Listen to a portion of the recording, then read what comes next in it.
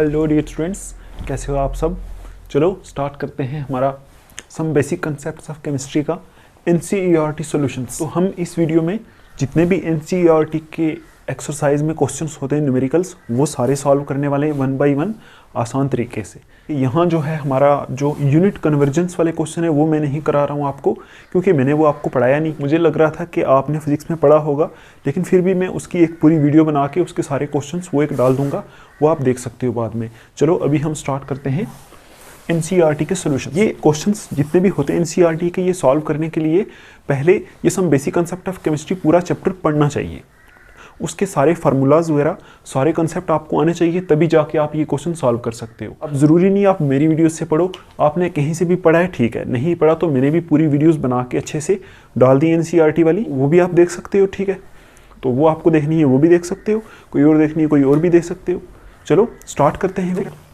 Calculate molar mass, पहला question है कि आपको क्या करना है, मोलर मास कैलकुलेट करना है। तो मैंने आपको बताया था मोलर मास क्या होता है, मास ऑफ वन मोल, है ना। किसी चीज़ के, किसी सब्सटेंस के वन मोल का मास उसको बोलते हैं मोलर मास। तो कैसे कैलकुलेट करते हैं इसमें आपको पता है, तीनों का करते हैं हम। तो पहले हमारा H2O वाटर है, तो आपको पता है हाइड्रोजन एक का एटॉमिक मास कितना होता है 1, ये हमने किया हुआ वीडियोस में। एक का होता है 1, 2 हाइड्रोजन है तो 2 इंटू 1 करेंगे, 2 इंटू 1 मतलब एक हाइड्रोजन का 1 और 2 हाइड्रोजन है 2 इंटू 1, प्लस एक ऑक्सीजन है यहाँ, तो एक का कितना मास होता है 16, तो कितना हो गया यहाँ से 2 1 2 प्लस 16 और 2 कितना हो गया 18। और यहाँ पूछा है मोलर मास, मोलर मास का यूनिट क्या होता है आपको पता है, मोलर मास का यूनिट होता है ग्राम पर मोल। ठीक, मतलब इसका मतलब हो गया 18 ग्राम में एक मोल का मास, उसी को तो बोलते हैं मोलर मास। नेक्स्ट देखते हैं कार्बन डाइऑक्साइड, इसका कैसे निकालोगे। कार्बन का कितना होता है एटॉमिक मास 12, प्लस जिन यहाँ 2 है तो एक का मास कितना होता है 16, 2 का कितना होगा 2:16, है ना, ये होगा। तो यहाँ से करो सॉल्व इसको, 12 प्लस 16 इंटू 2 करोगे तो कितना आएगा 32, तो ये कितना आ जाएगा एक्चुअल में 44 ग्राम पर मोल, ये आ जाएगा इसका मोलर मास। थर्ड पे चलते हैं, कार्बन का कितना होता है 12 प्लस एक हाइड्रोजन का कितना होता है 1 एटॉमिक मास, है ना। मैंने आपको बोला था 1 से लेके 30 तक एटॉमिक मास आपको याद कर लेने। तो 4 हाइड्रोजन है, 4 इंटू 1 कितना आएगा 12 और 4 12 4 16 16 ग्राम पर मोल। तो ये हमारा एक क्वेश्चन सॉल्व हो गया। चलते हैं दूसरे क्वेश्चन पे। अब आप देखो, हमने पढ़ा था परसेंटेज कंपोजिशन, पढ़ा था ठीक है। तो हमने यहाँ क्या करना है, जितने भी हमें ये एलिमेंट्स दिख रहे हैं सबकी परसेंटेज निकालनी है। आपको पता है परसेंटेज निकालने का जो फार्मूला होता है वो क्या होता है, वो होता है हमारा किसी भी एटम एलिमेंट की परसेंटेज निकालने के लिए फार्मूला होता है हमारा मास ऑफ दैट एलिमेंट, ठीक, और डिवाइडेड में क्या उसका मोलर मास। ठीक है, इतना समझ में आया आपको, mass of that element divided by molar mass. तो अब पहली चीज है कि यहां हम मोलर मास निकाल लें इसका। Na2SO4 का मोलर मास कैसे निकालेंगे, जैसे ऊपर निकाला था। तो आप यहां से देखो कैसे, सोडियम एक होता है 23, 2 कितना होगा 2 इंटू 23, प्लस सल्फर एक होता है 32, सल्फर का एटॉमिक मास, ठीक, और ऑक्सीजन एक का होता है 16 और 4 का कितना होगा 4 इंटू 16। तो यहाँ से सॉल्व करके कितना आएगा, आप इसको सॉल्व करोगे तो यहाँ से ये आएगा कितना 142 ग्राम पर मोल। तो अब आप देखो आपके पास ये तो आ गया यहाँ से, है ना। तो पहले हम सोडियम की निकाल लेते हैं। तो आप यहाँ करो परसेंटेज ऑफ सोडियम Na, कितना है यहाँ, इसका मास कितना है इस एलिमेंट में, देखो यहाँ 2 एटम्स हैं इसके, तो एक का मास कितना होता है 23, 2 का कितना होगा 2 into 23 divided by molar mass, molar mass कितना आया 142 मल्टीपल बाई 100। तो यहाँ से जो सॉल्व करके आएगा वो होगी इसकी परसेंटेज। दूसरा है परसेंटेज ऑफ सल्फर, यहाँ लिखो परसेंटेज ऑफ सल्फर। कैसे निकालोगे, सल्फर का मास इस कंपाउंड में कितना है, एक ही सल्फर है तो एक का मास कितना होता है 32 और divided by molar mass, molar mass कितना है 142 मल्टीपल बाई 100। तो यहाँ से जो आएगा वो आएगी इसकी परसेंटेज। अब रह गया हमारा ऑक्सीजन, तो आप लिखो यहाँ परसेंटेज ऑफ ऑक्सीजन, कितना यहाँ इस कंपाउंड में 4 है तो एक का मास होता है 16 और 4 का कितना हो गया 64 डिवाइडेड बाई 142 इंटू 100।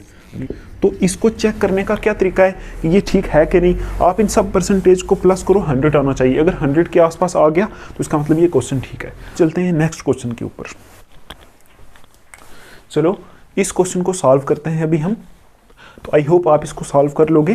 देखो ऐसा मैंने लेक्चर में तो कराया नहीं आपको, लेकिन यहाँ ही मैं आपको बता दूंगा इसमें क्या कंसेप्ट यूज़ होता है।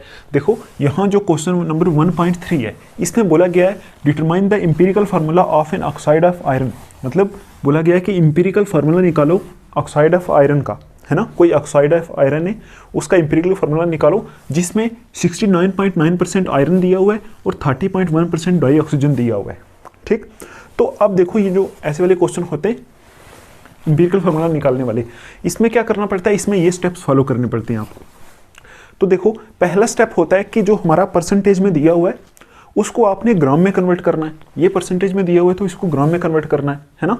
तो आप देखो आयरन कितने परसेंट है, यहाँ मैं यहाँ सॉल्व करता हूँ, आप वो स्टेप अप्लाई कर सकते हो। पहला स्टेप है कन्वर्ट परसेंटेज इनटू ग्राम्स। ये जो परसेंटेज दी है इसको ग्राम में कन्वर्ट करना है। तो 69.9% है ना, ये कितना है आयरन, आयरन को Fe से रिप्रेजेंट करते हैं। ठीक, तो आप देखो 69.9% आयरन है इसमें, तो इसका ग्राम कितना होगा। देखो परसेंटेज को किससे लेते हैं, 100 में से लेते हैं ना, तो 100 में से 69.9% वही 69.9 ग्राम ही हो जाएगा ना। अगर मैं बोलूँ 100 में से 20% मार्क्स आए तो कितने 20 मार्क्स होंगे ना। इसी तरह 100 में से 69.9% आयरन है तो इसका मतलब कितने ग्राम आयरन हो जाएगा, वही 69.9 ग्राम आयरन हो जाएगा आयरन।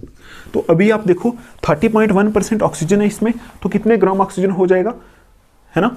30.1% ऑक्सीजन है तो 30.1 ग्राम ऑक्सीजन हो जाएगा। तो हमने क्या किया, ग्राम में कन्वर्ट कर दिया। आप बोलोगे नहीं आपने डायरेक्ट यहाँ क्यों लिख दिया, आप खुद देखो 100 में से कोई चीज़ निकालते हैं परसेंटेज तो वो फिर उतनी ही होगी ना। 100 में से अगर 50 मार्क्स आए तो 50%, 100 में से 60 आए तो 60%। ठीक है, वही चीज़ है। तो अब आप देखो पहला स्टेप हमने कवर कर दिया, इसको ग्राम में कन्वर्ट कर दिया। दूसरा हमने क्या करना है, इनके नंबर ऑफ मोल्स निकालने। तो नंबर ऑफ मोल्स कैसे निकालते हैं आपको पता है, मोल्स का फार्मूला होता है, मोल्स का क्या फार्मूला होता है, मोल्स का फार्मूला मैं यहां लिख देता हूं। देखो मोल्स किसके बराबर होते हैं, मोल होता है मास अपॉन मोलर मास। मतलब जो मास हमें यहां दिया हुआ है वो और डिवाइडेड बाई उसका मोलर मास क्या है। ठीक, तो आप देखो यहां हम देख रहे हैं मोल्स ऑफ आयरन। आयरन के मोल्स कैसे होंगे, मास कितना दिया हुआ है 69.9 ग्राम और मोलर मास कितना होता है आयरन का 55.85 ग्राम पर मोल। ये वाला ना, तो यहाँ से ग्राम कैंसिल हो जाएगा, यहाँ से जो आएगा वो मोल आएंगे। तो यहाँ से आता है एक्चुअल में कैलकुलेट करके 1.25 मोल्स। ठीक, और उसके बाद देखो आयरन के मोल्स हमने निकाल लिए, उसके बाद निकालने हैं आपको किसके, मोल्स ऑफ ऑक्सीजन। तो आप देखो मोल्स ऑफ ऑक्सीजन में कितना दिया हुआ है यहाँ 30.1 ग्राम डिवाइडेड बाई ऑक्सीजन का मोलर मास कितना होता है। एक्चुअल में यहाँ बोला गया है डाई ऑक्सीजन O2, लेकिन आप O2 का नहीं लोगे, आप एटॉमिक मास लोगे। ऐसे क्वेश्चन में हमेशा एटॉमिक मास लेते हैं। ठीक है, मोल्स निकालने के टाइम एटॉमिक मास। ये जहाँ डाई ऑक्सीजन पूछा तो O2 का मत देना, आप सिर्फ एटॉमिक मास लेना, मतलब वही मोलर मास ही हो गया। तो कितना होता है ऑक्सीजन का होता है 16 ग्राम पर मोल, ये होता है। तो यहाँ से ग्राम कैंसिल हो जाएगा, तो यहाँ से जो आएगा 0.88, तो यहाँ मोल्स। अब आप देखो ये स्टेप भी कवर हो गया हमारा, ये स्टेप भी कवर हो गया। अब क्या करोगे, ये जो मोल्स है ना, इसको आपने क्या करना है, इन दोनों में से जो छोटे डिजिट्स हैं उनको डिवाइड कर देना दोनों से। तो आप बताओ इन दोनों में से ये मोल्स निकाल दिए हमने, मोल्स में से ये वाला छोटा है ना, तो इसको दोनों से डिवाइड कर दो। मतलब अगर ये वाला छोटा 1.25 तो इसको इससे भी डिवाइड कर दो, इसी को इससे भी डिवाइड कर दो। कैसे आएगा, आयरन के लिए क्या आएगा, देखो 1.25 को 1.25 मोल से इसी को 1.25 से डिवाइड कर दो, और ऑक्सीजन के लिए क्या आएगा 1.88 है ना, तो इसको भी 1.25 से डिवाइड कर लो। अब आप देखो यहाँ से बस इसी को मैंने डिवाइड कर दिया, यहाँ से आएगा 1 और यहाँ से आएगा हमारा अप्रॉक्सीमेटली 1.5। तो अब आप देखो यहाँ से क्या हुआ, यहाँ से आयरन इज टू ऑक्सीजन कितना आ गया 1:1.5 ये आ गया, है ना। तो अब आप क्या करोगे, आप देखो इसको अभी आपने क्या करना है, सिंपल रेशियो में कन्वर्ट करना है। ये देखो ना लिखा हुआ है make simple ratio by dividing moles with smallest number. मतलब पहले क्या किया आपने, ये जो मोल्स आए थे ना, लोवेस्ट नंबर था उससे डिवाइड कर दिया। तो हमने 1.25 हमारा इन दोनों में से लोवेस्ट नंबर था ना, इसको भी 1.25 से डिवाइड कर दिया, इसको भी 1.25 से डिवाइड कर दिया। तो आयरन की कितना आया 1, तो इसका कितना आया ऑक्सीजन का 1.5। अब आप देखो यहाँ जो आया इसकी रेशियो आई 1:1.5, है ना। तो इसको आप सिंपल कैसे बनाओगे होल नंबर में, तो आप देखो अगर मैं इसको किस पूरे को क्या कर दूं 2 से मल्टीपल कर दूं, इसको भी 2 से मल्टीपल कर दो, इसको भी 2 से मल्टीपल कर दो, तो क्या आएगा आयरन कितना आ जाएगा, आयरन इज टू ऑक्सीजन कितना आ जाएगा आयरन 2, और ऑक्सीजन कितना आ जाएगा 1.5 इंटू 2 करोगे तो 3 आएगा ना, है ना।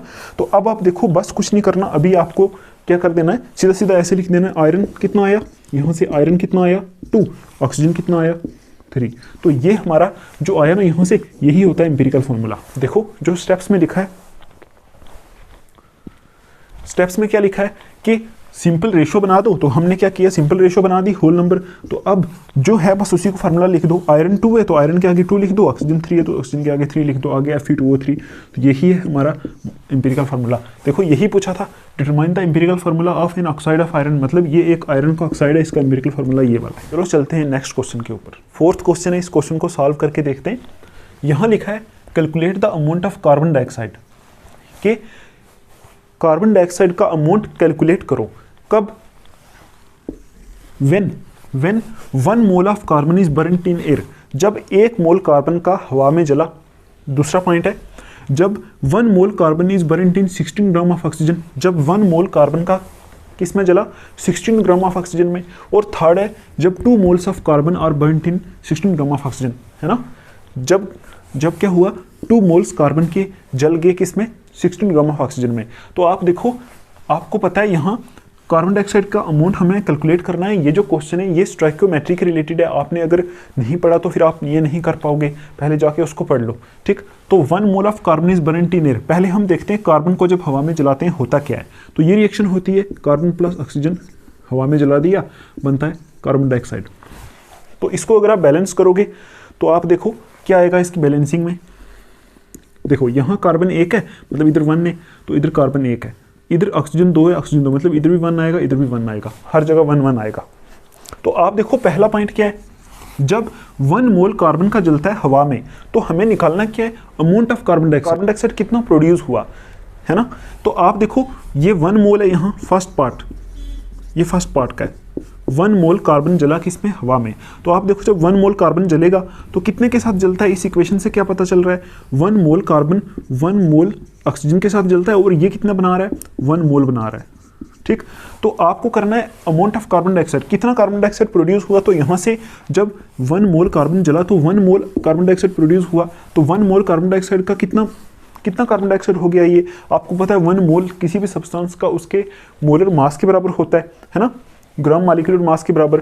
तो इसका ग्राम मॉलिक्यूलर मास निकाल दो बस, CO2 का ग्राम मॉलिक्यूलर मास कैसे निकालोगे, कार्बन का होता है 12, 2 ऑक्सीजन का होता है 32, अभी हमने निकाला था ये होता है 44 ग्राम।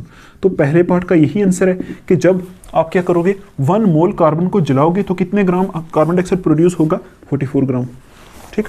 क्योंकि इस रिएक्शन से हमें पता चल गया 1 मोल कार्बन जलता है 1 मोल ऑक्सीजन के साथ, और 1 मोल ही कार्बन डाइऑक्साइड प्रोड्यूस होता है, और 1 मोल कार्बन डाइऑक्साइड कितना होता है 44 ग्राम।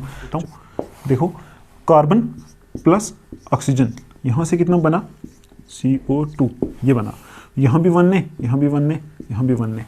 अभी बोला गया है कि जब 1 mole carbon is burned in 16 gram of oxygen, इस टाइम क्या किया है 1 मोल कार्बन को 16 ग्राम ऑफ ऑक्सीजन में क्या किया है, जलाया है। तो यहाँ देखो इसका कितना है 1 मोल है, ठीक। तो इसका कितना है यहाँ बोल दिया गया है, सपोज अभी मैं देखूँ कि यहाँ ये भी 1 मोल है हमारा, और ये भी कितना है 1 मोल है, ठीक। तो आप देखो इसको अगर मैं 1 मोल O2 का कितना होता है, आपको पता है O2 का 1 मोल होता है 32 ग्राम, यही होता है ना, है ना। तो यहाँ से कितना हो गया 1 मोल इसका होता है 32 ग्राम, ठीक। तो आप देखो 1 मोल कार्बन 32 ग्राम ऑक्सीजन के साथ जल के क्या बना रहा था, 1 मोल कार्बन डाइऑक्साइड बना रहा था, है ना। और 1 मोल कार्बन डाइऑक्साइड कितना था 44 ग्राम कार्बन डाइऑक्साइड।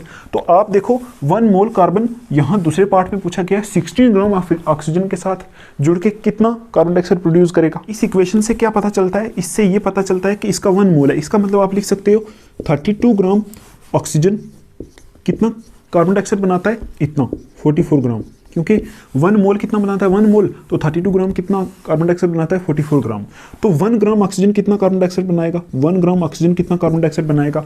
1 ग्राम निकालने के लिए इसको इससे डिवाइड करते हैं बस, 44 डिवाइडेड बाई 32 ग्राम, इतना क्या बनाएगा कार्बन डाइऑक्साइड बनाएगा। तो हमें कितना बोला हुआ है, हमें बोला हुआ है कि 16 ग्राम ऑक्सीजन कितना बनाएगा। तो आप लिखो 16 ग्राम ऑक्सीजन कितना कार्बन डाइऑक्साइड बनाएगा, यहाँ से 44 बाई 32, ये 1 ग्राम का था, तो 16 ग्राम के लिए इस 16 को इससे मल्टीपल कर दो। अब देखो यहाँ से इसको सॉल्व करोगे 2 आएगा और यहाँ 22 आएगा, तो यहाँ से आंसर आएगा 22 ग्राम। दूसरे पार्ट का आंसर आ जाएगा 22 gram. Third part carbon plus oxygen, यहाँ से बन रहा है कार्बन डाइऑक्साइड। तो इसमें क्या चीज़ है, 1 मोल 1 मोल 1 मोल। यहाँ कितना है 1 मोल, इधर कितना है 1 मोल, इधर कितना है 1 मोल। ठीक, तो अभी हमें थर्ड वाले पार्ट में क्या बोल रहा है, थर्ड वाला जो पार्ट है इसमें बोल रहा है कि इसके अगर आप 2 मोल्स ले लो, ठीक, और इसका ले लो 16 ग्राम, तो ये कितना कार्बन डाइऑक्साइड बनाएगा। तो आप देखो यहाँ 1 मोल के साथ जुड़ता है तो कार्बन डाइऑक्साइड बनता है। तो 16 ग्राम कितना होता है, हाफ मोल। ये 16 ग्राम कितना होता है, 1 मोल। देखो 1 मोल कितना होता है इसका, 32 ग्राम। और देखो ना 1 मोल अगर 32 ग्राम है तो 16 ग्राम कितना होगा, 0.5 मोल, 0.5 मोल होगा। तो आप देखो 0.5 मोल, अगर 1 मोल के साथ जुड़ता है तो 0.5 मोल इसके कितने मोल के साथ जुड़ेगा, 0.5 मोल के साथ, है ना। 1 मोल के साथ जुड़ता है तो 0.5 मोल, ये 16 ग्राम सिर्फ दिया हुआ है, ऑक्सीजन सिर्फ दिया हुआ है कितना, 16 ग्राम। तो 16 ग्राम कितने के साथ जुड़ेगा, इसके हाफ मोल के साथ जुड़ेगा। तो आप देखो इसके तो 2 मोल्स दिए हुए हैं, तो जब ये 16 ग्राम इसके हाफ मोल के साथ जुड़ जाएगा तो ये 16 ग्राम में पूरा खत्म हो जाएगा, है ना, खत्म हो जाएगा ना। ये 16 ग्राम है, ठीक। तो ये दिया हुआ 16 है, तो जब ये क्या करेगा, इसके हाफ मोल के साथ जुड़ेगा, क्योंकि 1 मोल के साथ जुड़ता है। 16 ग्राम कितने के साथ जुड़ेगा, 0.5 मोल के साथ। तो ये 16 ग्राम उस टाइम खत्म हो जाएगा। तो आप देखो फिर अगर ये ऑक्सीजन खत्म हो जाएगा एक ही बार, देखो इसका 0.5 मोल इसके 0.5 मोल के साथ जुड़ेगा, तो उसके बाद ये है ही 0.5 मोल, तो ये तो खत्म हो जाएगा, है ना। तो अगर ये ऑक्सीजन खत्म हो गया तो कार्बन डाइऑक्साइड बनेगी, नहीं बनेगी, है ना।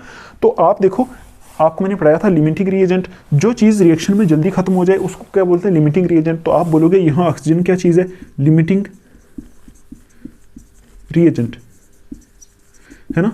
और जो प्रोडक्ट बनता है वो किस पे डिपेंड करता है, लिमिटिंग रिएजेंट पे। तो आप देखो एक्चुअल में 16 ग्राम से जो कार्बन डाइऑक्साइड बनेगा वही एक्चुअल में कार्बन डाइऑक्साइड होगा। लिमिटिंग रिएजेंट जितना होता है उस हिसाब से प्रोडक्ट बनता है। तो देखो ये है ही 16 ग्राम, तो 16 ग्राम से कितना ऑक्सीजन बनेगा, 16 ग्राम ऑक्सीजन से कितना कार्बन डाइऑक्साइड बनेगा। अभी हमने देखा था 16 ग्राम ऑक्सीजन से यहाँ कितना बन रहा था, 16 ग्राम ऑक्सीजन से 22 ग्राम, तो 22 ग्राम ही बनेगा, क्योंकि जब आप इसके मोल डबल कर लो, लेकिन ये तो कम है ना, ये जल्दी खत्म हो जाएगा, तो 22 ग्राम ही बनेगा, ठीक है। तो इसका यही आंसर होगा। चलो चलते हैं नेक्स्ट क्वेश्चन के ऊपर। आप देखो ये जो क्वेश्चन है इसमें एक्चुअल में क्या दिया हुआ है, इसमें दिया हुआ है कि calculate the mass of sodium acetate required to make 500 ml of 0.375 molar aqueous solution, कि यहाँ से 500 ml 0.375 मोलर aqueous सॉल्यूशन बनाने के लिए कितना मास चाहिए सोडियम एसीटेट का, हमें मास निकालना है। तो आप देखो यहाँ एक्चुअल में क्या दिया हुआ है, 0.375 मोलर, मोलैरिटी दी है हमें, मोलैरिटी कितनी दी हुई है हमें, 0.375 मोलर, ये दिया हुआ है। तो आपको पता है, आपने पढ़ा हो अगर, तो मोलैरिटी का फार्मूला क्या होता है, मोलैरिटी का फार्मूला होता है कि molarity is equal to moles, मतलब number of moles divided by 1 litre of solution, ठीक।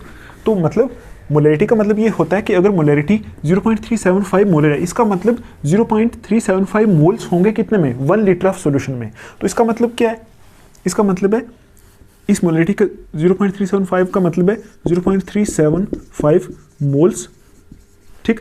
देखो किस क्या है, सोडियम एसीटेट है ना, ऑफ सोडियम एसीटेट, ठीक, इन 1 लीटर ऑफ सॉल्यूशन। ये मतलब है मोलैरिटी का, यही मतलब होता है ना, अगर आपने डेफिनेशन पढ़ी हो तो। तो अभी आप देखो यहाँ से हम ऐसे लिख सकते हैं कि 1 लीटर में कितने मोल्स हैं, 0.375 मोल्स, किसके, सोडियम एसीटेट के। यहाँ लिख सकते हो सोडियम एसीटेट का फार्मूला भी दिया हुआ है यहाँ, CH3COONA, इसके मोल से 1 लीटर में कितने, 0.375 मोल्स। तो आप देखो 1 लीटर में कितने मिलीलीटर होते हैं, आप लिख सकते हो 1000 ml में कितने मोल होंगे, 1 litre is equal to 1000 ml होता ना, तो कितने होंगे 0.375, ठीक। तो आप मुझे बताओ 1 ml में कितने होंगे, 1 ml में कितने होंगे, 0.375 डिवाइडेड बाई ये वाला, ये होगा। और हमें क्या पूछा है, हमें पूछा है मास निकालो, लेकिन मास निकालने से पहले हमें मोल्स निकालने पड़ेंगे। तो आप यहाँ देखो, यहाँ कितने के लिए बोला हुआ है 500 ml में, तो 500 ml में कितने होंगे मोल्स, पहले ये निकाल लो। 500 ml में मोल्स कितने होंगे, 0.375 डिवाइडेड बाई 1000 मल्टीपल बाई 500, ये होगा, है ना। मतलब 500 मिलीलीटर सॉल्यूशन बनाने के लिए मोल्स कितने चाहिए, 0.1875। तो हमारे पास मोल्स आ गए। अभी हम क्या कर सकते हैं, मास निकाल सकते हैं। हमें पूछा तो मास है ना। तो मास निकालने के लिए आपको पता है मोल का फॉर्मूला क्या होता है, moles is equal to mass upon molar mass, है ना, मोलर मास। तो मोल्स कितने दिए हुए हैं, 0.1875 इज इक्वल टू मास हमें निकालना अपन मोलर मास इस क्वेश्चन में दिया हुआ है। देखो molar mass of sodium acetate is 82.0245 तो मास कैसे निकलेगा, इन दोनों को यहाँ से क्रॉस मल्टीपल करो, तो मास इज इक्वल टू क्या आएगा, 0.1875 मल्टीपल बाई 82.0245। तो यहाँ से क्या आएगा आंसर, मास आएगा हमारा मास। तो अब आप देखो क्वेश्चन पढ़ोगे अगर, तो लिखा हुआ है calculate the mass of sodium acetate required to make 500 ml of 0.375 molar aqueous solution. तो कितना मास चाहिए होगा सोडियम एसिटेट का, 500 ml 0.375 मोलर एक्वस सॉल्यूशन बनाने के लिए इतना मास चाहिए होगा। तो आई होप आपको ये समझ में आया होगा। चलो चलते हैं नेक्स्ट क्वेश्चन के ऊपर। क्वेश्चन है 1.6, यहाँ बोला हुआ है calculate concentration of nitric acid in moles पर लीटर। मतलब कॉन्सेंट्रेशन निकालनी है हमें मोल्स पर लीटर। अब देखो मोल्स पर लीटर क्या चीज़ है, मोल्स पर लीटर क्या होता है, मोलैरिटी होती है, ठीक, मोलैरिटी होती है। तो मतलब मोलैरिटी निकालनी है और कुछ नहीं। तो मोलैरिटी क्या होती है, m is equal to number of moles, ठीक, of solute volume of solution in litre, ठीक, ये होती है मोलैरिटी। तो हमें क्या निकालना, मोलैरिटी निकालनी है इसकी। तो आप देखो हमें पहले क्या चाहिए होगा, नंबर ऑफ मोल्स चाहिए होगी सोल्यूट के, और उसके बाद वॉल्यूम ऑफ सॉल्यूशन चाहिए होगी किसमें, लीटर में। बस वो दोनों हम यहाँ रख देंगे तो आ जाएगी। तो पहले आप देखो नंबर ऑफ मोल्स कैसे निकालेंगे, ठीक, ग्राम पर ml बोलते हैं इसको, 1.41 ग्राम पर ml। तो मास परसेंट दिया हुआ है, और क्या हुआ है, मास परसेंट ऑफ नाइट्रिक एसिड कितना दिया हुआ है, 69%। तो आप देखो इस मास परसेंट से हमें क्या पता चलता है, मास परसेंट ऑफ नाइट्रिक एसिड 69% दिया है। इसका मतलब होता है कि 100 ग्राम नाइट्रिक एसिड सॉल्यूशन में, नाइट्रिक एसिड सॉल्यूशन में कितने ग्राम नाइट्रिक एसिड होगा, कंटेंस, यहाँ लिख दो कंटेंस 69 ग्राम नाइट्रिक एसिड, है ना, ये होगा। तो आप देखो यहाँ से हमारे पास क्या आ गया, हमारे पास इस वाले पॉइंट से हमारे पास आ गया मास ऑफ नाइट्रिक एसिड आ गया ना। 100 ग्राम नाइट्रिक एसिड में 69 ग्राम नाइट्रिक एसिड है, इसका यही मतलब है। तो मास कितना आ गया हमारा, मास ऑफ नाइट्रिक एसिड का फार्मूला लिख दो यहाँ, HNO3 कितना है, 69 ग्राम। तो आप यहाँ से नंबर ऑफ मोल्स निकाल सकते हो। तो आप देखो यहाँ से नंबर ऑफ मोल्स क्या आएगा, number of moles is equal to क्या होता है, मास अपॉन मॉलिक्यूलर मास, है ना। तो मास कितना दिया है, 69 gram divided by molecular mass या मोलर मास, इसका निकाल दो, कितना आएगा, इसका आएगा 1 प्लस 1 नाइट्रोजन है 14 प्लस ऑक्सीजन कितने 3, तो एक का कितना होता है 16, तो यहाँ आएगा 48। तो कितना आएगा, यहाँ से कैलकुलेट करके ग्राम से ग्राम कैंसिल हो जाएगा, 69/63 करोगे तो यहाँ 1.095 मोल, ये आ जाएंगे हमारे नंबर ऑफ मोल्स। तो आप देखो यहाँ से हमने क्या कर दिया, नंबर ऑफ मोल्स निकाल दिए, वो हम कहाँ रखेंगे, number of moles of solute यहाँ रखेंगे, ये वाले। तो निकालना तो हमें ये मोलैरिटी है। तो अब हमें क्या चाहिए, वॉल्यूम ऑफ सॉल्यूशन चाहिए। तो वॉल्यूम ऑफ सॉल्यूशन कैसे निकालोगे, डेंसिटी दी है ना हमें, डेंसिटी दी है, तो डेंसिटी कितनी दी है, डेंसिटी किसके बराबर होता है पता है आपको, होता है mass of volume, mass by volume के बराबर होता है ना।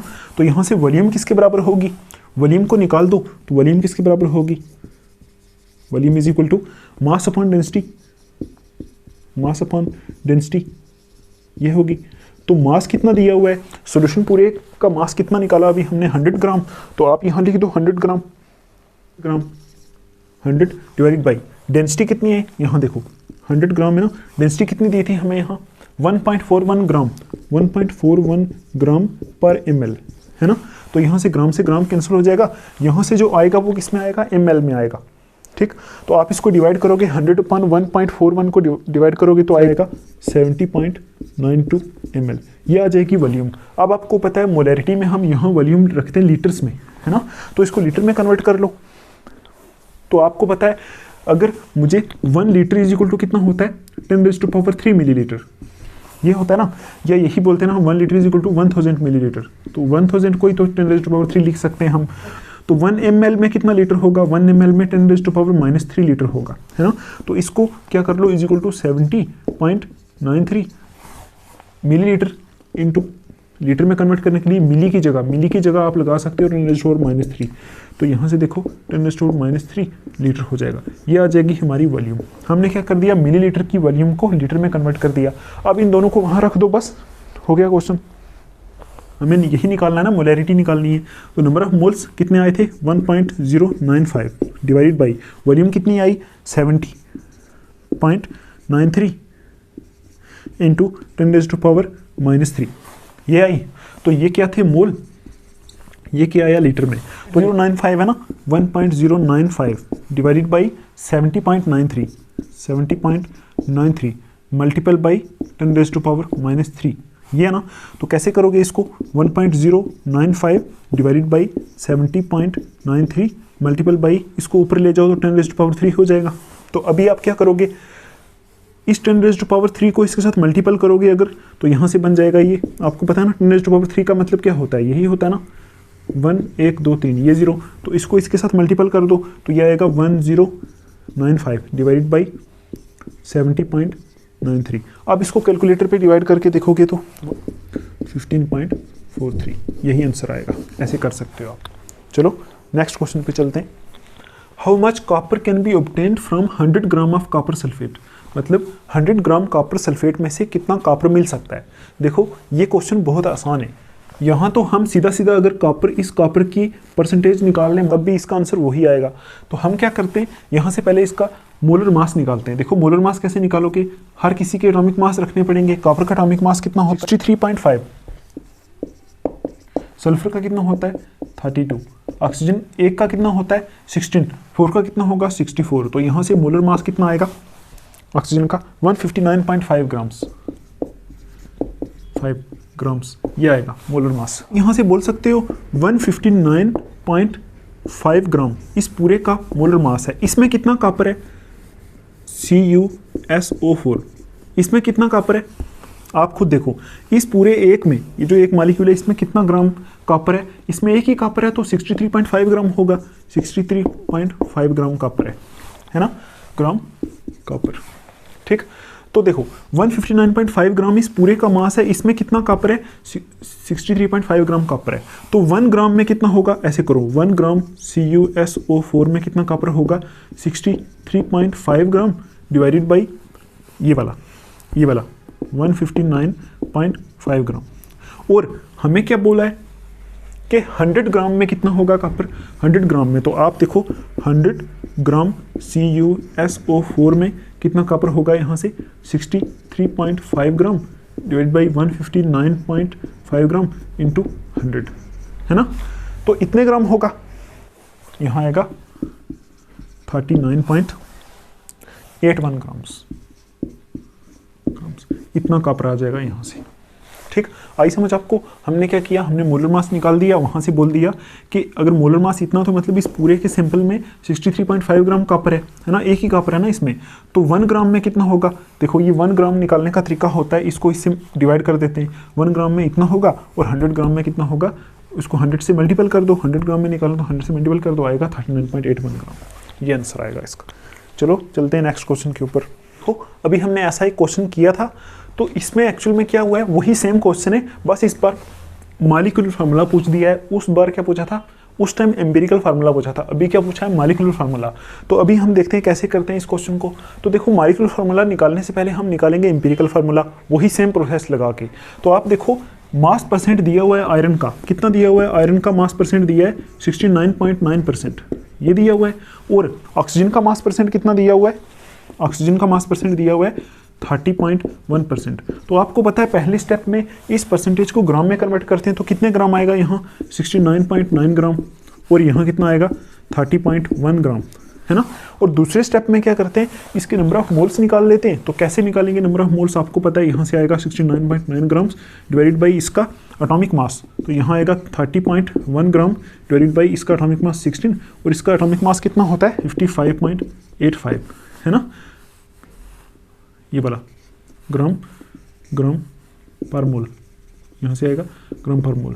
तो यहाँ से मोल्स आएंगे हमारे 1.25 मोल्स यहाँ से आएंगे, 1.8 मोल्स यहाँ से आएंगे, ठीक, 1.88 या 1.88 मोल्स यहाँ से आएंगे, ठीक। तो अभी देखो हमने क्या किया था, जो कम वाला नंबर आया था ना, इसको दोनों से डिवाइड कर दिया था। तो देखो आयरन था, यहाँ ऑक्सीजन था, तो आयरन का कितना आया था 1.25, इसका कितना आया था 1.88 मोल्स। तो इन दोनों में से जो छोटा है उसको दोनों से डिवाइड कर दो, ये छोटा है ना, इसको इससे भी डिवाइड कर दो, इसको 1.25 इससे भी डिवाइड कर दो, है ना, ये तो कैंसिल हो जाएगा, यहाँ से 1 आ जाएगा, यहाँ से हमने देखा था यहाँ से आ रहा था 1.5, ठीक, डिवाइड करके। तो अभी देखो हमने लिखा था ऐसे करके आयरन और ऑक्सीजन, आयरन के नीचे लिखा था 1, यहाँ लिखा था 1.5, ठीक। तो अब देखो हमने क्या करना था, इसको सिंपल होल नंबर रेशो में कन्वर्ट करना था। उसके लिए हमने इन दोनों को 2 से मल्टीपल कर दिया, यहाँ 2 लगा दो, ये 1.5 है, यहाँ भी 2 लगा दो, मल्टीपल कर दो, आयरन कितना हो जाएगा 2, ऑक्सीजन कितना हो जाएगा 1.5 × 2 3, है ना। तो यहाँ से इंपीरिकल फार्मूला क्या बनना था Fe2O3, ठीक, यहाँ इसका इंपीरिकल फार्मूला हमने ये निकाला था। तो अब आप देखो मैंने आपको बोला था, हमने जो वहाँ स्टेप्स लिखे थे, स्टेप्स में लिखा था अगर मोलर मास दिया हुआ है तो फिर हम मॉलिक्यूलर फार्मूला भी निकाल सकते हैं, है ना। तो आप देखो यहाँ गिवन मोलर मास इज 159.89 ग्राम। तो एक्चुअल में जो एनसीईआरटी टेक्स्ट बुक है उसके ऊपर इसका मोलर मास नहीं दिया हुआ, लेकिन एक प्रीवियस ईयर क्वेश्चन यही उठा के डाला है, आगे मोलर मास ऐसे करके दिया था, है ना। तो जब तक मोलर मास ना दिया हो तो हम, अगर कुछ और कंडीशन दी हो जहाँ से हम मोलर मास निकाल सकते हैं, फिर तो हम फार्मूला निकाल लेंगे मॉलिक्यूलर फार्मूला।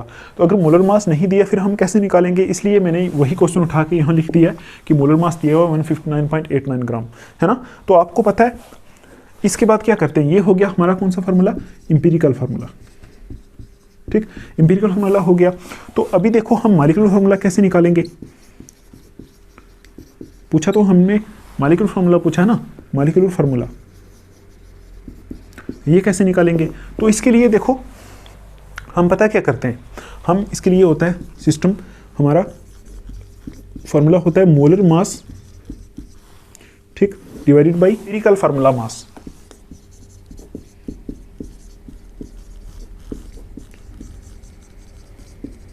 फार्मूला मास, ठीक। जो हमारा मोलर मास हमें दिया हुआ होता है उसको हम इंपीरिकल फार्मूला मास निकाल के उसके साथ डिवाइड करते हैं, यहाँ से जो आता है ना, यहाँ से जो आता है ना n, उसको हम इंपीरिकल फार्मूला के साथ मल्टीपल कर देते हैं, तो बस हमारा मॉलिक्यूलर फार्मूला बन जाता है। तो अब आप देखो मोलर मास कितना दिया हुआ है 159.89 ग्राम पर मोल, ठीक, और divided by empirical formula mass मतलब इसका मास, है ना। तो इसका मास कैसे निकालोगे, एक आयरन का कितना होता है 55.85, यही होता है ना 85, और 2 का कितना होगा, यहाँ 2 लगा दो, प्लस यहाँ 1 का 16 होता है, 3 का 48 हो जाएगा। तो यहाँ से आता है, इसको सॉल्व करके आता है 159.7 ग्राम, ये आता है। और इसको हम ऐसे लिख सकते हैं, देखो 159.7 ग्राम, तो यहाँ लिख दो 159.7 ग्राम। आप देखो ये दोनों अप्रॉक्सीमेटली सेम है, 159.7 को हम 8 भी लिख सकते हैं, तो ये कैंसिल हो जाएगा, यहाँ से आएगा 1, है ना। और वो 1 कौन सी वैल्यू है, n की वैल्यू, n की वैल्यू कितनी आ गई 1। तो अब ये जो 1 आया इसको किससे मल्टीपल करना है, इससे मल्टीपल करना है, ये क्या था इंपीरिकल फार्मूला, इससे मल्टीपल करोगे तो जो आएगा वो क्या होगा मॉलिक्यूलर फार्मूला। तो आप देखो Fe2O3 है ना, जो इसको 1 से मल्टीपल करोगे वही आएगा Fe2O3, तो यहाँ से मॉलिक्यूलर फार्मूला क्या बन जाएगा Fe2O3, मतलब इस कंपाउंड में मॉलिक्यूलर फार्मूला और इंपीरिकल फार्मूला दोनों सेम है, ठीक। तो यही इसका आंसर है। चलो नेक्स्ट क्वेश्चन देखते हैं। हाँ बोला है एटॉमिक मास निकालो, कौन सा एवरेज एटॉमिक मास, और डेटा दिया हुआ है हमारे पास ये। तो देखो ऐसा क्वेश्चन हमने वीडियोस जब की थी उस टाइम किया था। इसको कैसे निकालते हैं, एवरेज एटॉमिक मास निकालना है। तो एवरेज निकालने के लिए आपको पता है क्या करना पड़ता है, यहाँ लिखो एवरेज एटॉमिक मास, किसका, क्लोरीन का, ठीक। कैसे निकालना पड़ता है, जो परसेंटेज दी है ना हमारी, ये देखो Cl35 है, इसकी परसेंटेज कितनी दी है यहाँ 75.77% है ना, तो परसेंट की जगह अपॉन 100 कर दो। मल्टीपल कर दो किससे, जो इसका मास दिया हुआ है, कितना मास दिया हुआ है 34.9689, ऐसे कर दो प्लस। अब देखो क्लोरीन 37 है तो 24.23% दिया है, 24.23 डिवाइडेड बाई कर दो 100 परसेंटेज के लिए 100 लगा दो, मल्टीपल बाई 36.9659 ये कर दो। अब आप देखो इसको सॉल्व करो, इसको सॉल्व करके आएगा हमारा 26.495 ये आएगा, प्लस उसको सॉल्व करके देखते हैं,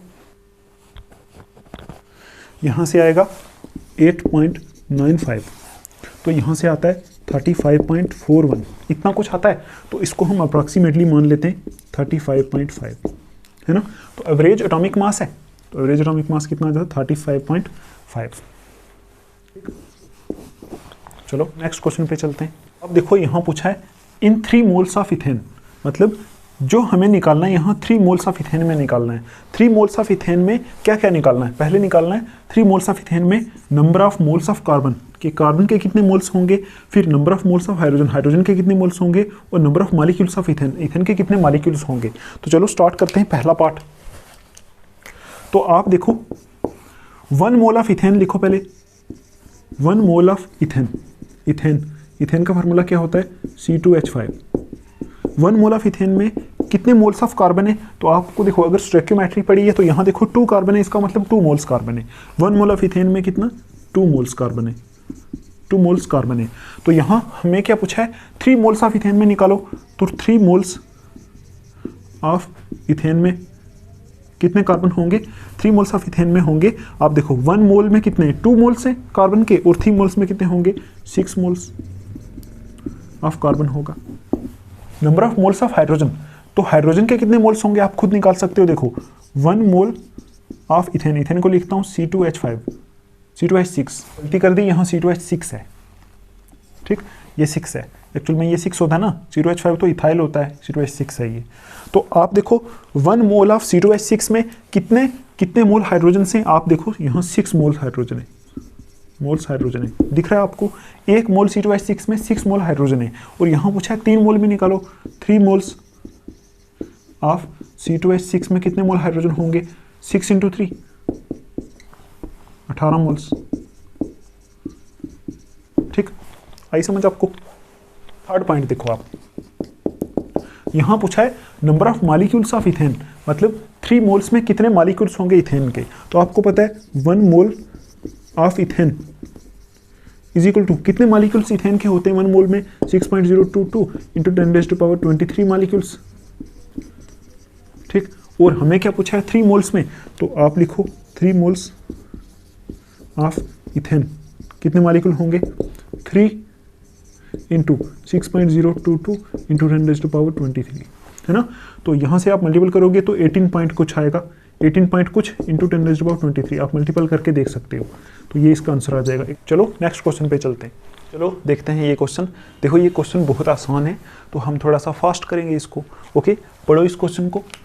what is the concentration of sugar in moles पर लीटर। यहाँ बोला हुआ है कि कॉन्सेंट्रेशन क्या होगी किसमें, मोल्स पर लीटर में। मोल्स पर लीटर किसका यूनिट होता है, मोलैरिटी का। मतलब हमें यहाँ इस क्वेश्चन में निकालना है मोलैरिटी। देखो पूछा है कि कॉन्सेंट्रेशन क्या होगी मोल्स पर लीटर में if it's 20 gram are dissolve, अगर इसके 20 ग्राम डिजॉल्व किए जाएं इनफ वाटर में, और कितना बनाया जाए उसको 2 लीटर, ठीक। तो आप देखो कॉन्सेंट्रेशन निकालनी है ना, तो कॉन्सेंट्रेशन को एक्सप्रेस करने का मेथड होता है मोलैरिटी। तो यहाँ लिखो मोलैरिटी, ठीक, क्योंकि हमें बोला गया यहाँ मोल्स पर लीटर, मोल्स पर लीटर। तो मोलैरिटी क्या होती है, मोलैरिटी होती है हमारी, आपको पता है, number of moles divided by volume in litre, ठीक, ये होता है। तो नंबर ऑफ मोल्स कैसे निकालोगे यहाँ, तो आपको पता है यहाँ हमें दिया गया है 20 ग्राम, तो नंबर ऑफ मोल्स निकालने का फार्मूला क्या होता है, नंबर ऑफ मोल्स किसके बराबर होते हैं, इज इक्वल टू होता है मास अपॉन मोलर मास, ये होता है मोलर मास। तो आप देखो यहाँ मास कितना दिया गया है 20 ग्राम, ये लिखा हुआ है ना मास 20 ग्राम, तो मोलर मास कितना है यहाँ, ये शुगर का मोलर मास कैसे निकालोगे, 12 कार्बन है यहाँ, तो एक कार्बन का होता है एटॉमिक मास 12, तो 12 इंटू 12 करोगे, प्लस यहाँ 22 हाइड्रोजन है इंटू एक का होता है 1, प्लस ऑक्सीजन कितना है 11 और एक का कितना होता है 16, तो यहाँ से आएगा 342 ग्राम्स, ये आएगा इसका मोलर मास। यहाँ लिख दो 342 ग्राम्स, ठीक। और यहाँ से जो निकल के आएगा वो निकल के आएंगे नंबर ऑफ मोल्स। यहाँ से कितना निकल के आता है 0.0585 मोल्स, ये आते हैं यहाँ से मोल्स। हाँ, मोल्स आ गए हमारे पास ये वाले, है ना। मोल्स आ गए तो हमें क्या निकालना है, मोलैरिटी निकालना है।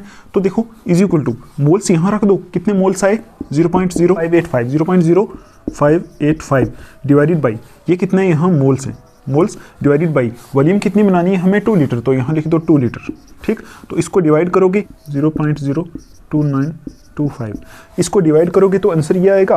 तो इसका यूनिट क्या आएगा, देखो ऊपर मोल है ना, और ये लीटर है, इसको ऊपर लेके जाओगे तो लीटर इनवर्स, इसी को तो बोलते हैं मोल पर लीटर। तो आप देखो ये हमारा आ गया आंसर, है ना। तो आप क्या लिख सकते हो, कॉन्सेंट्रेशन ऑफ शुगर कितनी हो गई, यहाँ से यही निकालनी थी ना कॉन्सेंट्रेशन ऑफ शुगर। तो क्या निकालना था, कॉन्सेंट्रेशन को एक्सप्रेस करने का मेथड मोलैरिटी भी होता है। तो यहाँ आप लिख सकते हो कॉन्सेंट्रेशन ऑफ शुगर, है ना, इन किस में, मोल्स पर लीटर, ऐसे भी लिख सकते हो, मोल्स लीटर इनवर्स ऐसे भी लिख सकते हो। कितनी आ गई 0.02925, ये आ गई, ठीक। आगे लिख सकते हो मोल्स लीटर इनवर्स, इतनी आई। तो इसी को ही हम सपोज मोलैरिटी आई एक्चुअल में, तो यहाँ ऐसे भी लिख सकते हो मोलैरिटी इज इक्वल टू ये आया। तो देखो कितना आसान क्वेश्चन था। चलो चलते हैं नेक्स्ट क्वेश्चन पे। ये जो क्वेश्चन है इसमें क्या बोल रहा है, if the density of methanol is 0.793 ग्राम पर लीटर, मतलब इसकी डेंसिटी दी हुई है, एक्चुअल में ग्राम पर लीटर नहीं है, ये एक्चुअल में किलोग्राम पर लीटर है, यहाँ ग्राम पर लीटर नहीं है, किलोग्राम पर लीटर है, ये केजी किलोग्राम पर लीटर है, ठीक। तो हमें क्या बोला है, density of methanol is 0.793 kilogram पर लीटर, इतनी डेंसिटी दी हुई है। तो यहाँ क्या बोल रहा है आगे देखो, what is its volume needed for making 2.5 litre of its 0.25 molar solution. तो आप देखो ऐसा जो क्वेश्चन होता है ना, एक्चुअल में मोलैरिटी का ही क्वेश्चन है। तो यहाँ देखो एक तरफ हमें दिया हुआ है कि 2.5 लीटर सोल्यूशन और साथ में उसी की मोलैरिटी भी दी है, ठीक। और दूसरी तरफ हमें पूछ रहा है कि वॉल्यूम क्या होगी। तो देखो ऐसा जो क्वेश्चन होता है उसमें फार्मूला लगता है, मोलैरिटी के रिलेटेड एक फार्मूला होता है M1V1 is equal to M2V2, ये एक फार्मूला होता है। इस क्वेश्चन में ये फार्मूला लगेगा, ठीक। अगर आपने टेक्स्ट बुक पढ़ी होगी आपको पता होगा, ठीक है।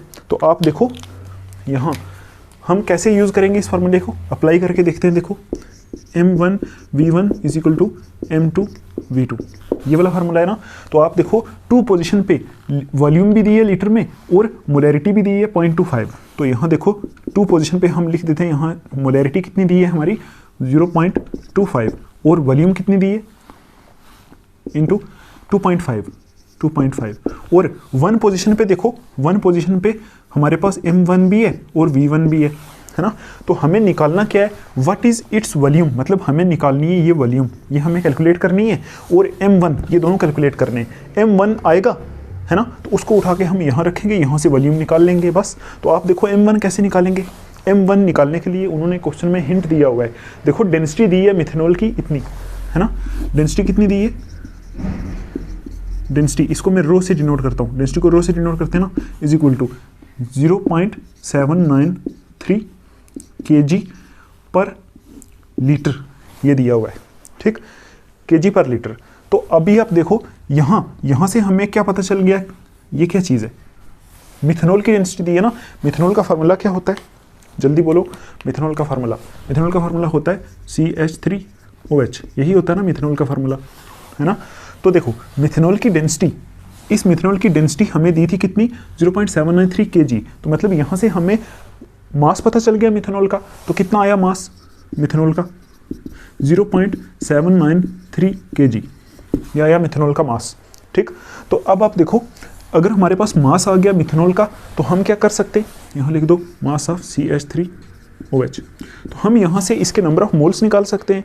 तो आप देखो अगर नंबर ऑफ मोल्स निकालेंगे तो वहाँ से हम मोलैरिटी भी निकाल सकते हैं, वो मोलैरिटी हम यहाँ रखेंगे तो यहाँ से वॉल्यूम निकाल लेंगे। तो देखो मोल्स कैसे निकालते हैं, मास आ गया इतना kg, तो मोल्स कैसे निकालेंगे, मोल्स इज इक्वल टू क्या होता है, मास अपॉन मोलर मास, ये होता है मास अपॉन मोलर मास। तो आप देखो यहाँ से मास कितना आया 0.793 kg divided by molar mass methanol का, निकालो जल्दी, सीखा था ना पहले क्वेश्चन में। देखो ये मिथेनॉल है, इसका मोलर मास कैसे निकालोगे आप, यहाँ लिख दो CH3OH, यहाँ कार्बन कितना होता है 12 प्लस ये हाइड्रोजन 3 प्लस ये 16 प्लस ये 1, तो यहाँ से कितना आएगा, यहाँ से आएगा 32 ग्राम पर मोल, है ना, 32 ग्राम पर मोल, ये ग्राम में आया। तो अब आप देखो ये हमारा मास किलोग्राम में, तो हमें इसको भी किलोग्राम में कन्वर्ट करना पड़ेगा। तो कैसे किलोग्राम में कन्वर्ट करते हैं, देखो 1000 से डिवाइड करते हैं तो 0.032 kg आ जाएगा ये यहाँ से। तो अब आप देखो 0.032 kg को यहाँ रख दो, मोल्स निकाल रहे हैं ना हम, तो यहाँ रख दो 0.032 kg। अब आप देखो यहाँ से क्या निकलेंगे, नंबर ऑफ मोल्स मिलेंगे हमें। तो इसको डिवाइड करोगे ना 24.78 मोल्स, ठीक, ये आ गया हमारा क्या, नंबर ऑफ मोल्स किसके आ गए, ये नंबर ऑफ मोल्स आ गए इसके मिथेनॉल के। तो अब आप देखो मिथेनॉल की मोलैरिटी निकालो, जो हमें क्या करना है, यहाँ रखनी है मोलैरिटी। तो मोलैरिटी का फार्मूला क्या होता है, M = मोल्स, ठीक, अपॉन वॉल्यूम, ठीक। तो आप देखो मोल्स कितने आए 24.78 डिवाइड बाई वॉल्यूम कितनी थी, यहाँ लीटर थी तो 1 लीटर रख दो, बस लीटर थी ना 1 लीटर, तो यहाँ रख दो। यही होता है मोलैरिटी का फार्मूला, मोल्स और वॉल्यूम किस में, लीटर में। तो वॉल्यूम पहले से ही लीटर में थी यहाँ, तो यहाँ से मास था, वहाँ से हमने मोल्स निकाल लिए। तो अब इसको आप यहाँ से डिवाइड करोगे तो मोलैरिटी कितनी आ जाएगी, वही आएगी 24.78 m मोलर। तो अब आप देखो इस मोलैरिटी को यहाँ रख दो, इसमें क्या आ जाएगा 24.78 multiple by V1 = 0.25 multiple by 2.5, ये आएगा, ठीक। तो अब V1 निकाल दो यहाँ से, V1 = 0.25 इंटू 2.5 डिवाइडेड बाई 24.78, तो वॉल्यूम निकल जाएगी यहाँ से। ऊपर देखो पूछा क्या यहाँ, what is the volume, volume ही पूछा ना, है ना, तो वॉल्यूम निकालो यहाँ से, कितनी आएगी, यहाँ से आएगा 0.02522 लीटर, ये लीटर में आएगी क्योंकि हमने वॉल्यूम ये वाली भी लीटर में ली थी, ये वाली भी लीटर में ली थी, तो वॉल्यूम क्या आएगी यहाँ से लीटर में आएगी। इसको मिलीलीटर में कन्वर्ट कर दो, है ना। तो देखो पता है आपको 1 लीटर = कितने होते हैं 1000 मिलीलीटर, है ना। तो इस लीटर की जगह लिख दो 1000, क्या आएगा 0.02522 इंटू 1000 कर दो 1000, तो ये पॉइंट 3 स्टेप उधर चला जाएगा, ये पॉइंट है ना 3 स्टेप उधर, तो 1 2 3, तो ये आएगा 25.22 मिलीलीटर, ये आएगी इसकी वॉल्यूम, ठीक। तो यही आएगा इसका आंसर। तो आप देखो, आई होप आपको ये समझ में आया होगा। वॉल्यूम बोला था, है ना, तो इसको आप लीटर में भी रख सकते हो, यहाँ भी रख सकते हो, मिलीलीटर में भी कन्वर्ट कर सकते हो। आई होप आप इसको समझ गए होंगे, आप प्रैक्टिस कर सकते हो 2-3 बार। चलते हैं फिर नेक्स्ट क्वेश्चन के ऊपर। आप इस क्वेश्चन को पढ़ो पहले, यहाँ देखो बहुत आसान क्वेश्चन है, okay. Pressure is determined as force per unit area, यहाँ बोल दिया हुआ है कि प्रेशर क्या चीज़ होता है, फोर्स पर यूनिट एरिया होता है, ठीक। The SI unit of pressure is pascal, मतलब SI यूनिट ऑफ प्रेशर वो भी दिया हुआ है यहाँ पास्कल, और यहाँ दिया हुआ है 1 pascal is equal to 1 newton metre square, है ना, 1 न्यूटन पर मीटर स्क्वायर, ठीक। तो आगे बोल रहा है if mass of air at sea level is 1034 gram per centimetre square, है ना। कैलकुलेट प्रेशर इन पास्कल, बोल रहा है कि प्रेशर क्या होता है वो हमें यहाँ दिया हुआ है, ऐसा यूनिट भी दिया हुआ है प्रेशर का, ये वाला। बोल रहा है कि अगर mass of air at sea level is इतना है, मतलब सी लेवल पे हवा का मास कितना दिया हुआ है, इतना दिया हुआ है, तो हमें क्या करना है, उस सी लेवल पे प्रेशर कैलकुलेट करना है। तो हमें प्रेशर की डेफिनेशन इसने उधर ही दे दी है, तो चलो इसको स्टार्ट करते हैं। प्रेशर किसके बराबर होता है, फोर्स बाई एरिया, इसके बराबर होता है, ठीक। और फोर्स किसके बराबर होता है, आपने पढ़ा होगा किसमें, 10th क्लास में, force is equal to mass into acceleration होता है, मास इंटू एक्सेलरेशन होता है, अपॉन क्या आएगा, एरिया। तो अब आप देखो ऊपर से प्रेशर लग रहा है, ऊपर से, तो एक्सेलरेशन क्या होगा, एक्सेलरेशन होगा g, तो क्या आएगा m इंटू जी आएगा अपॉन एरिया। तो g क्या होता है, एक्सेलरेशन ड्यू टू ग्रेविटी, क्योंकि ऊपर से प्रेशर अप्लाई हो रहा है तो g लगेगा ना, वेट लगेगा। तो पता है आपको g क्या होता है, एक्सेलरेशन ड्यू टू ग्रेविटी, ठीक। तो अब आप देखो g की वैल्यू कितनी होती है, 9.8 मीटर सेकंड माइनस 2, ये होता है ना मीटर पर सेकंड स्क्वायर। तो अब आप देखो यहाँ हम क्या करेंगे, अभी देखो मतलब हमें फार्मूला कौन सा यूज करना है, ये वाला, क्या, प्रेशर इज इक्वल टू ये वाला m इंटू जी अपॉन एरिया, ये करना है। अब आप देखो हमें क्या दिया हुआ है, if mass of air at sea level is, हमें मास दिया हुआ है यहाँ, mass is 1034 gram per centimetre square. तो देखो मास अपॉन एरिया दिया हुआ है, हमें कितना दिया हुआ है, 1034 gram per centimetre square, centimetre square, ये दिया हुआ है। तो अब आप देखो एक्चुअल में ये जो इसके यूनिट्स है ना पर लिखा हुआ है, देखो प्रेशर का यूनिट SI लिया हुआ है, SI। तो ये वाले तो SI यूनिट्स नहीं है, क्योंकि मास का SI यूनिट होता है kg, लेंथ का SI यूनिट होता है मीटर। तो हमें क्या करना पड़ेगा, SI यूनिट्स में कन्वर्ट करना पड़ेगा। ठीक है, समझ में आ रहा है आपको ना? इसको किलोग्राम में कन्वर्ट कर दो। तो ग्राम को किलोग्राम में कन्वर्ट करने के लिए आपको पता है क्या करते हैं, 1034 इंटू 10⁻³ से करते हैं, 10⁻³ से मल्टीपल कर देते हैं इसको। तो अभी क्या हो जाएगा, ये किलोग्राम हो गया, डिवाइडेड बाई ये सेंटीमीटर स्क्वायर है। तो इसको मीटर में कन्वर्ट करने के लिए क्या करना पड़ता है, आपको पता है 1 मीटर इज इक्वल टू कितना होता है, 100 सेंटीमीटर। ये होता है ना, 1 मीटर में 100 सेंटीमीटर होते हैं। तो यहाँ तो सेंटीमीटर स्क्वायर है, तो इसको मीटर में कन्वर्ट करना है। मतलब देखो, इस यहाँ से इधर जाओगे तो मल्टीपल करोगे, इधर से इधर आओगे तो डिवाइड करोगे। तो डिवाइड करने की वजह से 10⁻⁴ में चला जाता है ना, माइनस में। तो अब आप क्या करोगे, यहाँ सेंटीमीटर स्क्वायर है ना, इसको मीटर स्क्वायर में करोगे तो कितना आएगा, ये आएगा 10⁻⁴ मीटर स्क्वायर। आप ये चीज़ समझ रहे हो, पता है 1 metre is equal to 100 centimetre. तो अगर मुझे 1 सेंटीमीटर को मीटर में कन्वर्ट करना हो तो मैं क्या करूँगा, 100 से डिवाइड करूँगा। तो डिवाइड करने का मतलब 10⁻⁻² से मल्टीपल करूँगा, यही आएगा ना। देखो ना, अगर 1/100 करोगे आप तो ये कितना आएगा, 10⁻² ही आएगा ना, यहाँ से ये ऊपर चला जाएगा 10⁻²। अगर 1 मीटर को करना हो, है ना, मतलब अगर 1 सेंटीमीटर को मीटर में कन्वर्ट करना हो तो इतने से करूँगा। यहाँ 2 सेंटीमीटर है ना, तो 2 सेंटीमीटर को करने से देखो 100 से फिर करना पड़ेगा, 1 सेंटीमीटर के लिए ये वाला, 1 सेंटीमीटर के लिए ये वाला। तो यहाँ से ये ऊपर जाएगा तो 10⁻⁴ हो जाएगा। तो बस उसको हमने क्या कर दिया, 10⁻⁴ मीटर स्क्वायर लिख दिया यहाँ। तो अब आप देखो इसको कैसे सॉल्व करोगे। अगर मैं इसको अभी यहाँ से सॉल्व करूँ तो देखो 1034 यहाँ से आ गया 1034 इंटू,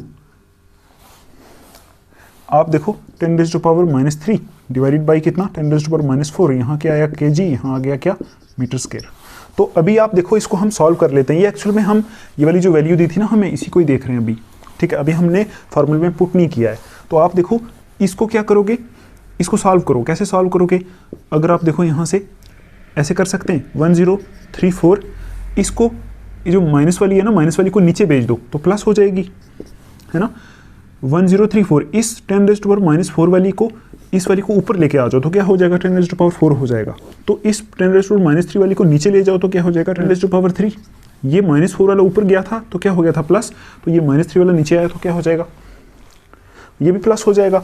तो आगे क्या लिख दोगे, kg, यहाँ से लिख दोगे मीटर स्क्वायर। तो अब आप देखो यहाँ से 3 और यहाँ से 4 ये कैंसिल हो गया, तो यहाँ से एक 10 बचा, है ना। उस 10 को इसके साथ मल्टीपल कर दो, क्या आएगा यहाँ से 10340 ये आएगा। और आगे क्या आएगा, kg/मीटर स्क्वायर।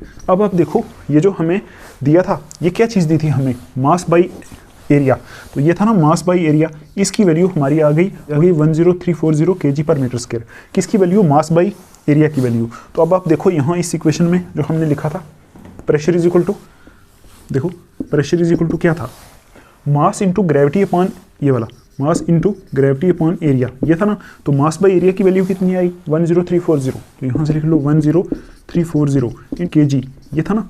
तो इंटू 9.8 मीटर सेकेंड, ये वाला, ठीक, डिवाइडेड बाई क्या आया, मीटर स्क्वायर है ना। तो यहाँ लिख दो मीटर स्क्वायर को, इस 10340 को इससे मल्टीपल करोगे तो यहाँ से आएगा 101332। इसको इसके साथ मल्टीपल करने से ये आएगा 101332। और आगे यूनिट क्या आएगा, kg, ठीक, अपॉन मीटर स्क्वायर, ठीक है। और यहाँ से मीटर सेकेंड -2 ये आ जाएगा यूनिट 101332।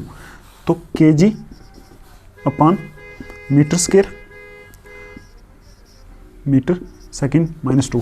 अब आप देखो ये आ गया यहाँ से, ठीक है, इसको सॉल्व करके ये आ गया, है ना। तो अब आप देखो यहाँ से kg मीटर, ये जो होता है ना, ये इतना, ये होता है 1 न्यूटन के बराबर, ठीक है। 1 newton is equal to 1 kg metre second square होता है ना, 1 kg metre per second square. तो ये इतना होता है न्यूटन। तो आप लिखोगे यहाँ से कितना आ गया, ये 101332 न्यूटन, ये आ गया हमारा न्यूटन। इसकी वैल्यू आ गई न्यूटन। और ये मीटर स्क्वायर को ऊपर लेके जाओगे तो क्या आएगा, मीटर -2 ये आ जाएगा। तो अब आप देखो यहाँ से 101,332, यहाँ से newton metre square, 1 newton metre inverse की वैल्यू कितनी दी हुई है 1 पास्कल, तो यहाँ से लिख लो इंटू 1 पास्कल, ये आ गया ना। इसकी वैल्यू दी थी 1 पास्कल, तो इसकी वैल्यू यहाँ लिख दी 1 पास्कल। तो अब आप देखो यहाँ से इसको इसके साथ मल्टीपल करो तो क्या आएगा 101,332 पास्कल, ये आ गया पास्कल में प्रेशर। लेकिन आप देखो इसको साइंटिफिक नोटेशन में कैसे कन्वर्ट करोगे, आप इसको ऐसे लिख सकते हो 1.01332 इंटू 10⁵ पास्कल लिख सकते हैं ना। यहाँ पॉइंट लगा दो तो उसके आगे 1 2 3 4 5 है ना, तो 10⁵ कर दो। इसको अगर आप फिर से मल्टीपल करोगे फिर से यही आएगा, तो ये इसका आंसर आ जाएगा प्रेशर इन पास्कल। ठीक, आई होप आपको ये क्वेश्चन समझ में आया होगा, थोड़ा सा लेंथी था, आप प्रैक्टिस करो। चलो चलते हैं नेक्स्ट क्वेश्चन के ऊपर। नेक्स्ट क्वेश्चन देखते हैं हम। आई होप आपको क्वेश्चन करना अच्छा लग रहा होगा। चलो, ये क्वेश्चन है what is the SI unit of mass, कि मास का एसआई यूनिट क्या होता है और इसको डिफाइन कैसे किया जाता है। तो आप देखो मास का एसआई यूनिट क्या होता है, आपको पता है किलोग्राम होता है ना, किलोग्राम होता है मास का एसआई यूनिट।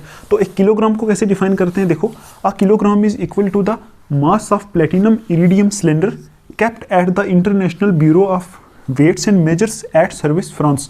देखो एक्चुअल में जो मास होता है ना किलोग्राम, इसको माना गया है ना, किसी चीज़ को माना गया है ना कि ये 1 किलोग्राम होगी, है ना। ऐसा तो नहीं है ना कि वो एग्जैक्ट है ना, ऐसा कुछ होता नहीं है, क्योंकि हर चीज़ का मास क्या होता है, रिलेटिव मास होता है।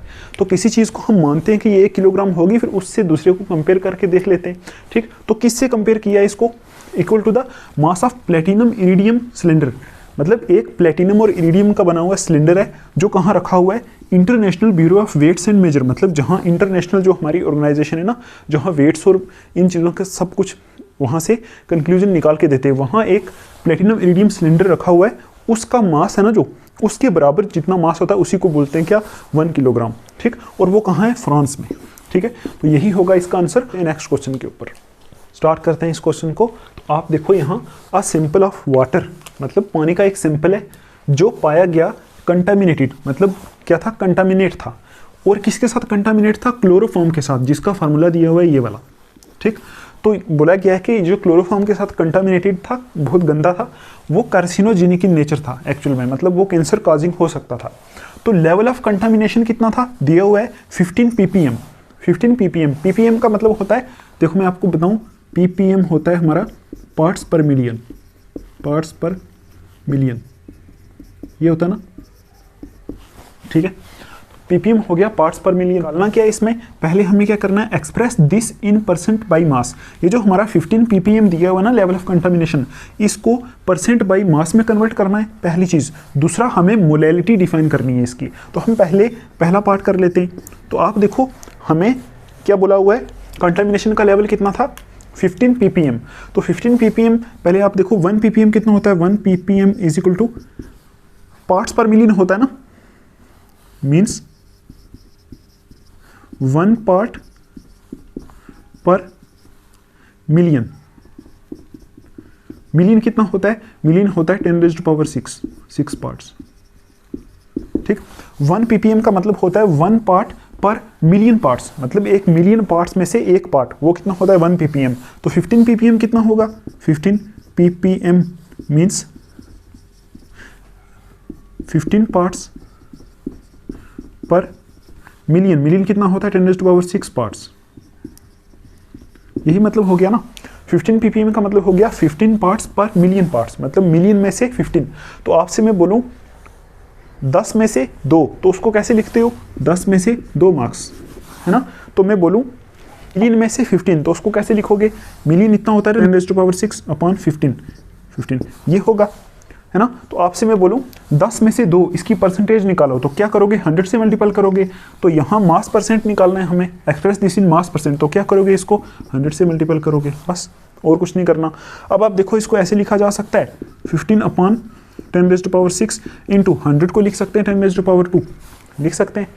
ठीक है, तो अब आप देखो यहाँ से ये 2 और ये 6 में से 2 कैंसिल हो जाएंगे, तो कितना बचेगा 15 अपॉन 10⁻⁴ ये बचेगा। तो ये कितना हो जाएगा 15 इंटू 10⁻⁻⁴ ये आ जाएगा। सकते हो ऐसे करके लिख सकते हो 1.5 इंटू 10⁻⁻³ है ना। हमने क्या कर दिया, पॉइंट लगा दिया। यहाँ पॉइंट लगा के कैसे होता है आपको पता है, अगर आप क्या कर दो इसको, मतलब इसकी सोल्यूशन के लिए मैं बता रहा हूँ, ऐसे रफ में समझ लो 15 इंटू 10⁻⁻⁴ है। इसको इधर पॉइंट लगेगा तो देखो इसको मैं क्या कर देता हूँ 10 से मल्टीपल 10 से अगर मैं डिवाइड कर दूँ तो आप देखो इतना जुड़ के क्या आएगा यहाँ से 1.5 आएगा, है ना। 15/10 करोगे 1.5 आएगा इंटू 10⁻⁻4, ये 10⁻1 है ना, 10⁻⁻4 इंटू 10⁻1 है ना ये, तो बेसिस सेम पावर ऐड हो जाएगा, -4 + 1 तो यहाँ से आएगा 10⁻3, ऐसे करते हैं इसको, ठीक। तो आप देखो 1.5 इंटू 10⁻3% आ गया ये। तो देखो पहला पार्ट तो इस क्वेश्चन का सॉल्व हो गया, यही था ना, express this in percent by mass, तो यहाँ से परसेंट बाई मास आ गया 1.5 इंटू 10⁻3%, ठीक। तो दूसरा पार्ट कैसे निकालोगे? दूसरे पार्ट में हमें निकालना है मोलैलिटी। तो मोलैलिटी क्या होती है आपको पता है? मोलैलिटी है, मोलैरिटी नहीं है। मोलैलिटी स्मॉल m से डिनोट करते हैं इसको, ये होता है नंबर ऑफ मोल्स, ठीक, upon kg of solvent. Solvent को kg में रखते हैं, यहाँ मास ऑफ सॉल्वेंट को kg में रखते हैं, ऊपर रखते हैं नंबर ऑफ मोल्स। तो हमें क्या करना पड़ेगा, यहाँ से क्लोरोफॉर्म के नंबर ऑफ मोल्स निकालने पड़ेंगे, kg में सॉल्वेंट को निकालना पड़ेगा, तो इसको यहाँ रखना पड़ेगा। तो अब आप देखो यहाँ से कैसे निकाल सकते हैं हम, मोलैलिटी क्या होती है, number of moles divided by mass of solvent in kg। तो देखो हम इसको कैसे निकालेंगे, फॉर्म कितने परसेंट आया था, क्लोरोफॉर्म, क्लोरोफॉर्म का फार्मूला होता है CHCl3, कितने परसेंट आया था यहाँ 1.5 इंटू 10⁻³ आया था, है ना। तो आप मुझे बताओ परसेंटेज को कितने में से लेते हैं, परसेंटेज को लेते हैं 100 में से। तो अगर मैं बोलूँ 100 में से इतनी परसेंटेज आई, है ना, 100 में से इतनी परसेंटेज आई, ठीक है, तो आप बोल सकते हो ऐसा, देखो बोल सकते हो 100 ग्राम ऑफ वाटर में कितना था 1.5 इंटू 10⁻³ ग्राम CHCl3 था। देखो अगर आपको ये पॉइंट समझ में आया तो समझो आपको सब कुछ समझ में आ गया। आप देखो हमने निकाली थी परसेंटेज, है ना, और परसेंटेज को कितने में से निकालते हैं 100 में से। तो अगर 100 में से इतने परसेंट है, ठीक है, इतने परसेंट है, तो फिर इसका मतलब 100 में से उतने ग्राम होगा। तो ओवरऑल किस में से देख रहे हैं हम, पानी के बीच में है ना, तो हम बोल रहे हैं कि 100 ग्राम पानी में इतने परसेंट CHCl3 था, 100 ग्राम पानी में। तो आप देखो 100 ग्राम पानी में इतना था, तो 1 ग्राम ऑफ वाटर में कितना होगा, हमने ऐसे क्वेश्चन पहले भी किए हैं, 1 ग्राम ऑफ वाटर में होगा 1.5 इंटू 10⁻⁻3, ठीक, ग्राम डिवाइडेड बाई ये वाला 100, ये होगा 1000 ग्राम ऑफ वाटर में कितना होगा, क्योंकि हमें क्या चाहिए, ये kg में चाहिए ना, तो हमें इसको क्या करना है, kg में कन्वर्ट करना है। तो 1 ग्राम ऑफ वाटर में कितना होगा, इतना, तो 1000 ग्राम ऑफ वाटर में कितना होगा 1.5 इंटू 10⁻³ अपॉन 100, ये तो 1 के लिए था, तो 1000 के लिए इस 1000 को इसके साथ मल्टीपल कर दो, ये आएगा कितना 1000, यहाँ से ये 2 कैंसिल हो जाएगा, ठीक। तो यहाँ से क्या आएगा एक्चुअल में 1000 ग्राम ऑफ वाटर में कितनी कॉन्सेंट्रेशन होगी इसकी CHCl3 की। तो आप बोलोगे यहाँ से ये आ जाएगा, देखो ये -3 है ना, ऐसे आएगा ना, 1.5 इंटू 10⁻³ तो इंटू 10⁻1 है, ये एक बचा है ना, यहाँ एक 0 बचा है, तो कितना आ जाएगा 1.5 इंटू 10⁻² हो जाएगा यहाँ से, ठीक। Basis are same, power add हो जाएगा ना, 1.5 इंटू 10⁻² आ जाएगा। 100 ग्राम ऑफ वाटर में इतने ग्राम क्या आ जाएगा CHCl3, ठीक, इतना आ जाएगा 1000 ग्राम ऑफ वाटर में। तो आप देखो 1000 ग्राम ऑफ वाटर को ही तो हम 1 kg वाटर बोलते हैं, 1000 ग्राम ऑफ वाटर को ही हम 1 kg वाटर बोलते हैं, तो वो 1 kg हम यहाँ रखेंगे, है ना, 1 kg हम यहाँ रखेंगे। तो सल्यूट की ये ग्राम में आ गया ना, सल्यूट क्या था CHCl3, वो ग्राम में आ गया ना हमारे पास 1.5 इंटू 10⁻² ग्राम। तो आप इसके हम नंबर ऑफ मोल्स निकाल सकते हैं। तो ये ग्राम में, तो नंबर ऑफ मोल्स कैसे निकालते हैं, नंबर ऑफ मोल्स, ठीक, आपको पता है मास अपॉन मोलर मास। तो मास कितना आया हमारा 1.5 इंटू 10⁻⁻² कितना 2 divided by molar mass CHCl3 का। देखो ये CHCl3 है ना, CHCl3, तो कितना आएगा 12 प्लस ये 1 प्लस 3 इंटू 35.5। इसको आप अगर सॉल्व करोगे तो मोलर मास आता है 119.5, तो उसको लिख दो यहाँ 119.5।